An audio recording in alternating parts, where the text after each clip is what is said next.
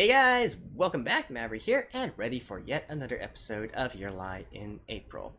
Now, this is kind of outside our normal scheduled programming, and the reason for this is because I'm actually going to be on a sort of a mini holiday back to visit my parents. It's not that long, only for 2 or 3 days, so I'm probably only going to pre-record one episode as well, but hey, that's the advantage of watching non-seasonal anime, right? And if you guys do watch my other seasonal series as well, don't worry, I'll be back ASAP, probably only out for 2 or 3 days.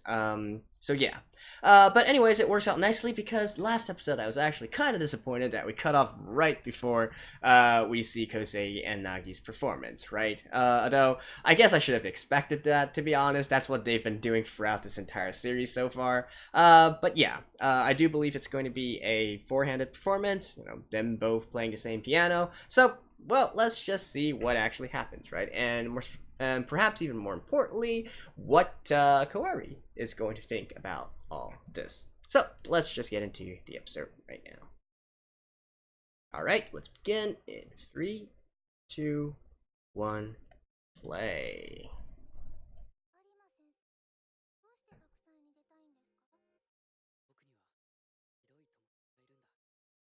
Sorry, my friend.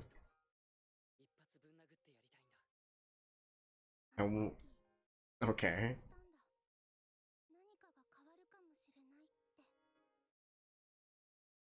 Oh, opening? Alright. I'll see you guys in a second. And back.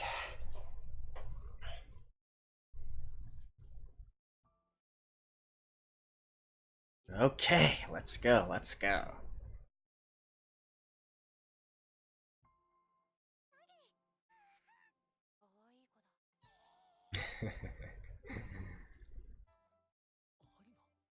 But yeah, he's supposed to be like a secret guest, right? Since this is a musical school, they should know about him.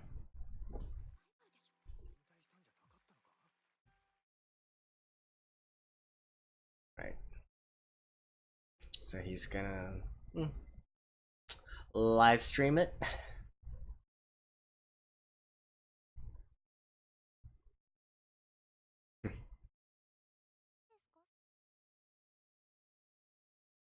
Yeah, I doubt she knows either.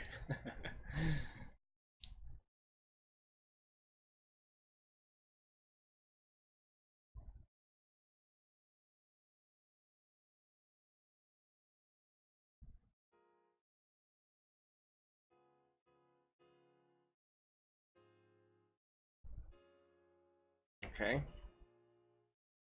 Tchaikovsky, right?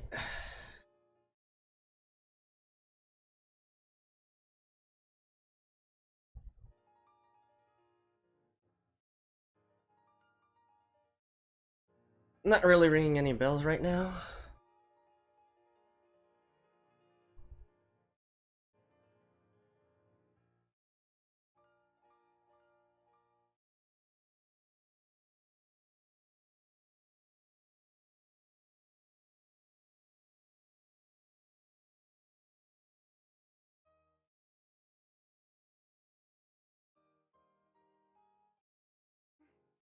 Hmm.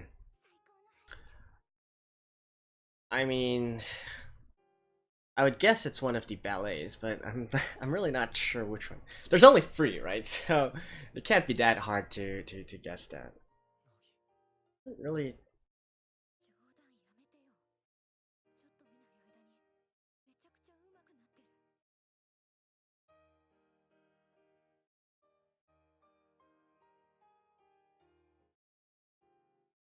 It sounds reminiscently like familiar, but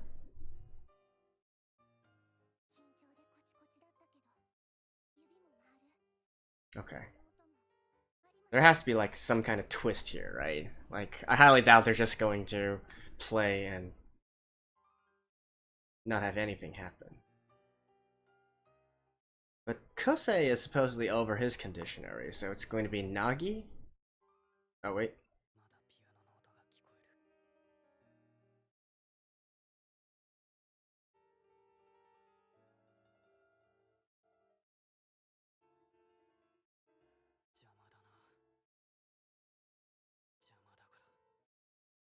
Oh.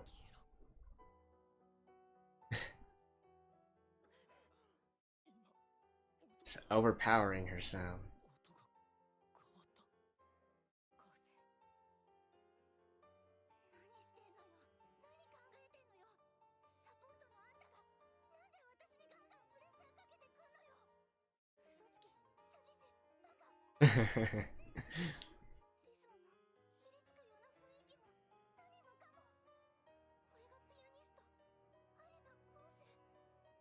Okay. So is this is similar to like how Kosei and Kaori were playing before, right? They're sort of like fighting for control. So Nagi is supposed to fight back as well, right?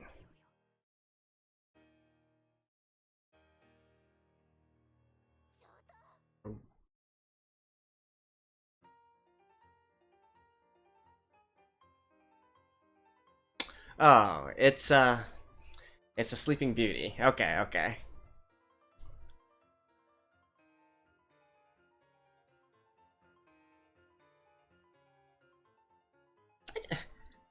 But what was that intro part though? Mm.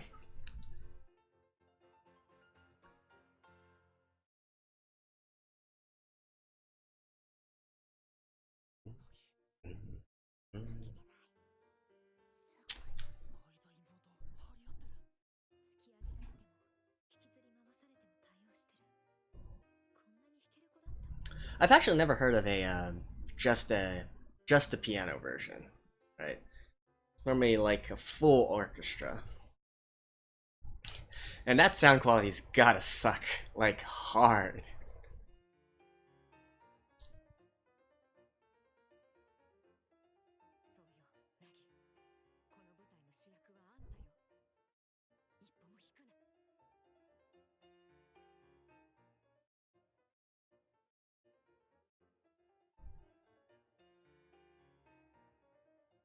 Hey, I'm just like her.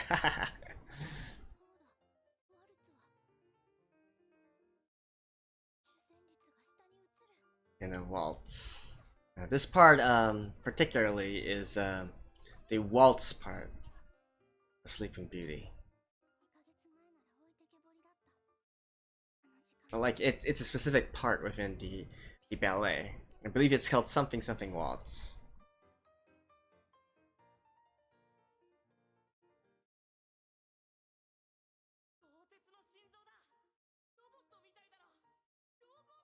No, I don't think he's made of steel anymore.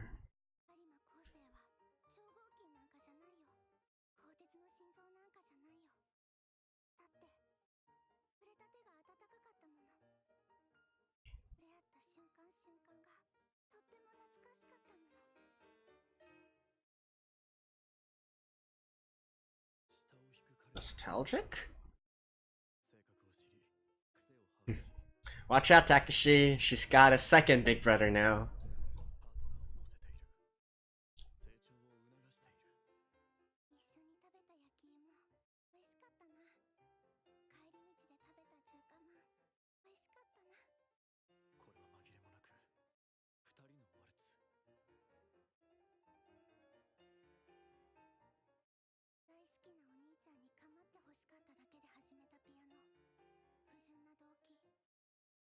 Hmm.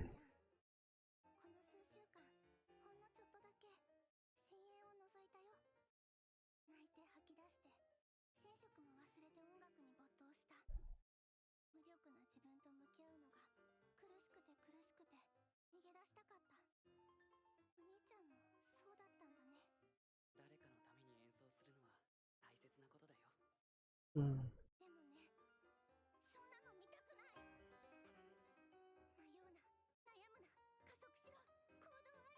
Okay. She's learning to express her feelings through music as well.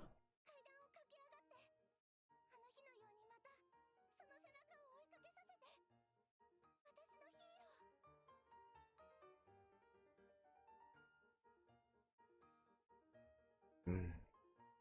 The parallels are there. They each have their own heroes in a certain sense. Oh, she's standing. I guess she did get inspired.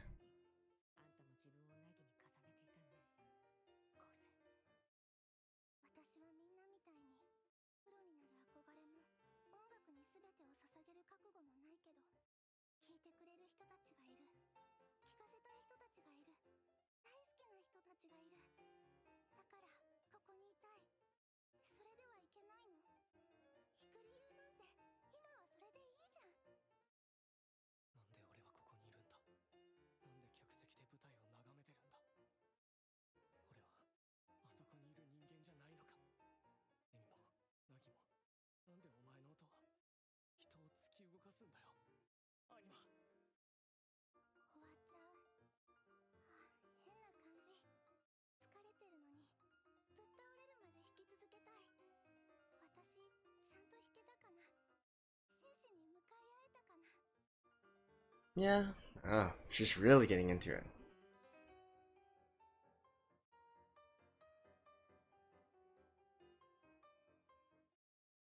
え有馬先生。先生の音はどうしてそんなにカラフルで綺麗なの？綺麗すぎて涙が出ちゃうよ。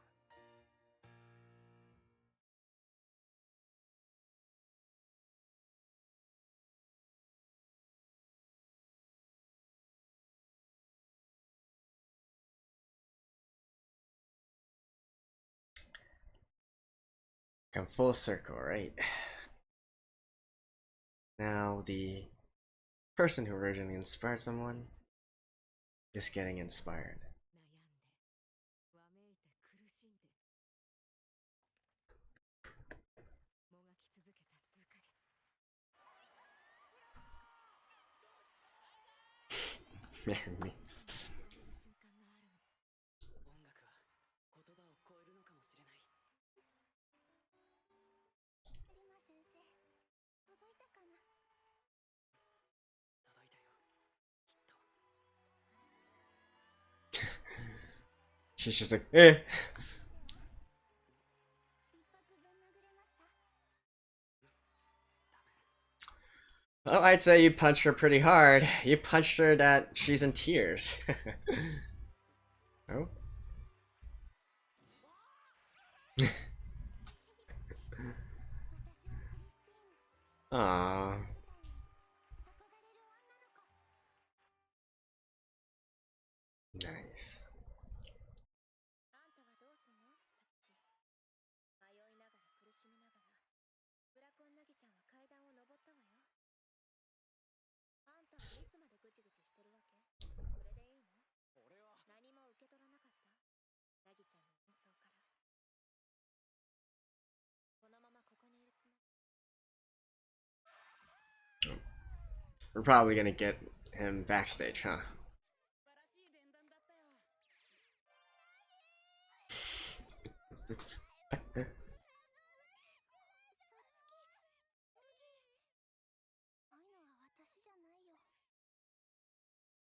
I get it well. あんたですね。音楽って楽しいでしょ。いるんです。たまらないでしょ。人が成長していくのって。そっか。 Mm.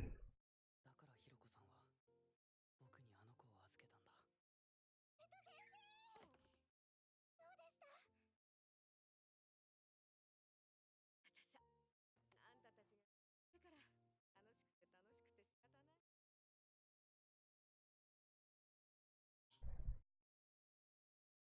Oh, there we go. あれ、相沢。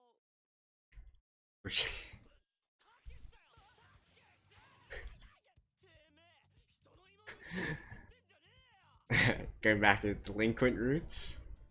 紹介します。うちのお兄ちゃんです。でも相里さん、名字が。やだなあ、ちゃんと自己紹介したじゃないですか。相座なぎですってちゃんと言いましたよね。言った。 Why are you guys so in on this? よかった鈍くて。 Okay. Does Takashi have a sister complex as well? 僕死んだ。ちょっとやめてよお兄ちゃん。なんだよ、アニマの肩持つのかよ。大体なんでアニマと知り合いなんだよ。ここでお世話になってるの。いろいろ教えてもらってるの。いろいろ。今日の体験させてもらってるの。体験。Okay, definitely a sister complex. ピアノコンクールが始まる。そこでお前をボコボコにしてやっかんな。有馬。 So, the next stage is set. 上等だ。やってやるよ。あんなもん見せつけられて黙ってられっかよ。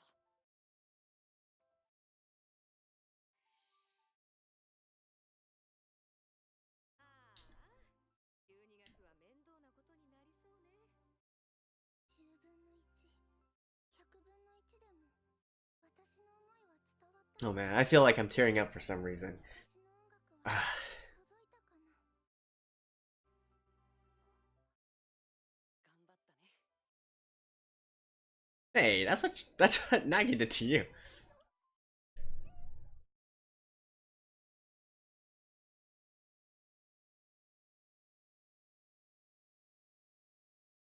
That was great. That was great.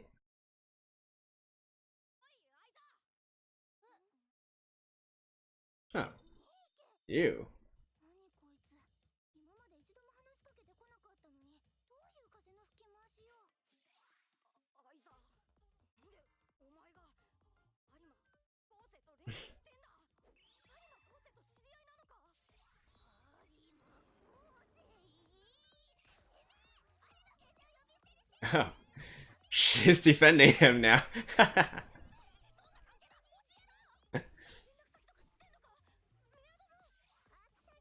Ah, he's jealous. 美味しかったな、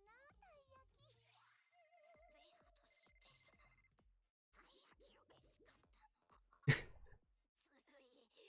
焼き。Oh? Is Kosei gonna get another student now? Okay.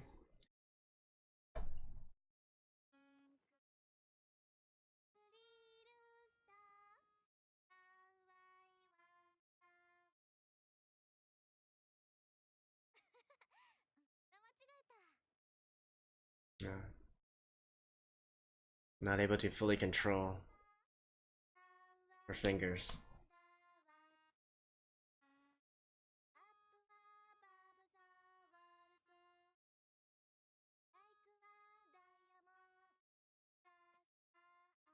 Seeing that wheelchair there.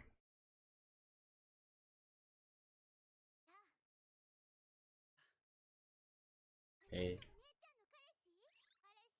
全然違うよ。あの人ゲドって言ったよ。ゲドってなんだよ。だってそうじゃん。バイオリンの弾けないバイオリニスト、こんなの聞かせるなんて。未練が生まれたのは君のせいだ。 I don't lie, you've been missing it for long. Well, 珍獣起きないよ。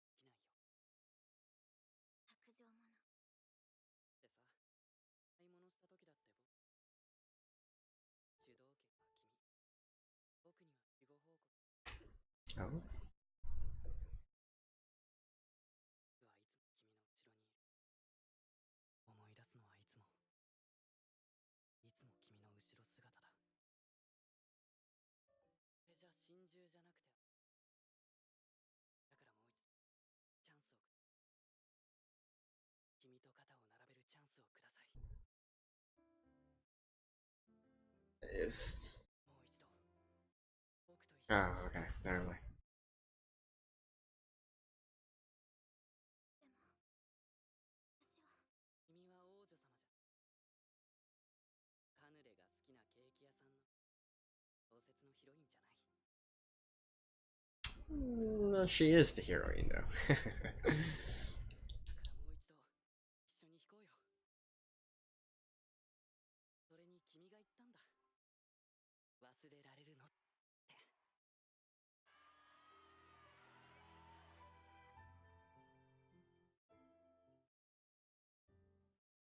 君は残酷だね。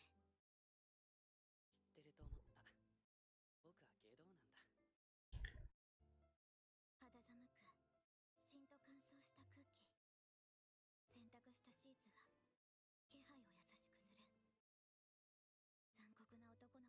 Huh. 私にもう一度夢を見ろと It's Karari having the monologue now. だからもういいって思ってたのに諦めてたのに Like I said, their positions have changed now. くれるのね Ah, 欲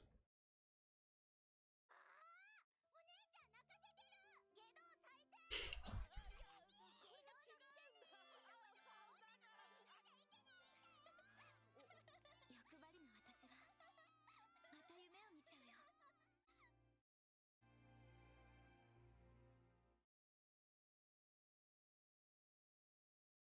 つか君とワルツをだなんて小さな oh man.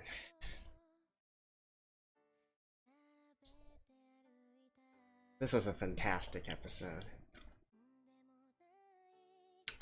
Okay, I'll see you guys in a second. Oh man, this was such a good episode. I had to like rewatch it twice before I came and before I'm doing this part of the video. Like normally after I watch an episode, right, I would rewatch again just to make sure if I didn't catch anything or I missed anything, because when you try to talk and watch at the same time, there's sometimes where you miss some stuff. This time though, it was just purely to go through those emotions again, right? Like man, I love this. Aragi mentioned last episode that episode 18 was one of your favorites because of the performance. To be honest, this is actually one of my favorite episodes right now. But I guess not necessarily because of the performance, but because of the implications, the results of all this, if you will. The performance itself, honestly, I don't really have much knowledge about forehand piano playing, so I really can't comment much. I know that this, I looked up and apparently this arrangement is by Rachmaninoff. I'm not familiar with, you know, the piano being a solo instrument in terms of this piece. Normally I listen to the orchestra arrangement of this, but yeah, I really don't have much to say about the entire thing, right? What I did like, however, is all the parallels that were in this episode, and you know, throughout the entire series as a whole. But here specifically, you could kind of see all the parallels. You could see the parallels between Nagi and Kosei, where they're both playing for a certain important someone in order to inspire them to you know, to get back on their feet again. In Kawari's case, even literally get her back on her feet. But you know, just provide the inspiration, provide that extra boost of energy to them. And then you could also see the parallel between, say, for instance, Seto versus Kosei and Kosei versus Nagi, right? You know, this sort of you know, being a teacher and what it means to see your students grow before you, and what that, you know, your own feeling of accomplishment when you see this you know, this talent that you've been cultivating actually fully bloom, right? You know, that kind of thing. And then of course there's then this entire parallel between Kosei and Kawari as well, which I'm gonna save until the later part, right? First of all, I'd like to talk a little bit more about the part with Takeshi, right, in regards to his story. And again, there's more parallels here, right? I think it's brilliant that the anime, or indeed the original work, so successfully conveyed the before and after with something as simple as exiting out of a door, right? And we see it numerous times before, and I mean, we've seen it in the past as well, between the parallels between, say, for instance, Takashi and Kosei, and when we see when Nagi sees Kosei exit the door sort of in this dejected manner, she immediately knows what's up, right? Because she's seen it before. It's some sense of deja vu, right? So she immediately knows what this represents and what this means. And here, you know, we see the parallel between, again, Takashi all grown up now, or I guess not really all grown up, but teenager Takashi having this extra step in his having this extra bounce in his steps, right? Running out of the door, and drawing that parallel to Takashi during his youth, during his childhood, and you know, full of energy, you know, looking up, his hero is back, and you know, in the past he looks up to it, and now he's not only looking up to it, but he also wants to beat it, right? And surpass his hero on his own terms. Like, I don't know, for some reason that scene was just so sentimental for me, and even more so than the ending part between Kaori and Kosei. I kind of teared up at Takashi's part. I can't really explain it. Like it's not even that. Yeah, I really don't understand why I'm so emotionally moved by that, but I guess I just really like the concept of, hey, this, you know, your hero's back to life, and so you yourself have been influenced and in a sense come back to life as well. And I guess perhaps the reason between the discrepancy here is because in Takashi we can actually see him through his actions, you know, really getting his step back and you know, living again, if you will. Whereas with Kaori, it's still a work in process, right? So yeah, I really love that part over there. And then the ending part between Kaori and Kosei, right? And again, we see the parallels here, and again, I feel like the parallels are brilliant because through the beginning of this series, right, we've always had Kosei be the one with his monologue, with his, you know, his inner self-doubt, and so on and so forth, and then, you know, looking up, oh, it's so unfair, there's this girl in front of me, and then I look up to her, she's always so dazzling, so bright, and so on and so forth, right? Whereas now, it seems that the positions are reversed, and instead, you know, the one who was inspired is now inspiring others, and it's Kaori in turn who's having these internal monologues. You know, she's afraid, she has self-doubt, but now she's looking up in a sense to Kosei and you know, gaining the courage to step out because of him, right? And I just find that entire, you know, role reversal very compelling, very compelling, and that is just great.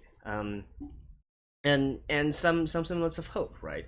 So I don't know. I guess maybe they're going to have one last duet as well, in terms of the piano and violin.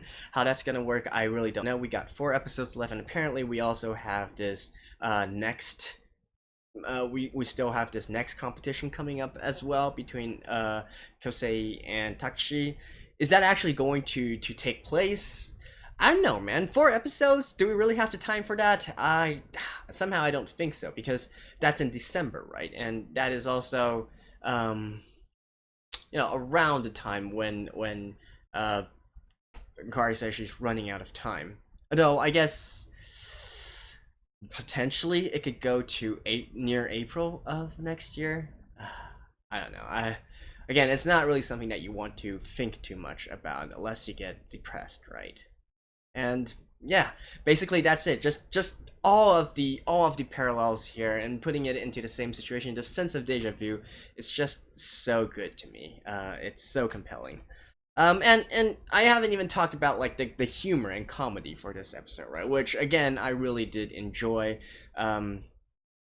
It's emotional, it's sentimental at the same time, but you can go instantly from, you know, nearly tearing up into laughing out loud and whatnot. And I absolutely love series, you know, anime, manga, whatever, that has this sort of power, right? Like one of my favorite series of all time is Gintama, and Gintama excels at this. It can make you laugh in 1 second and make you cry your heart out in the next immediately. So I'm getting this kind of vibe as well, this range of emotions, and I feel like that's very powerful.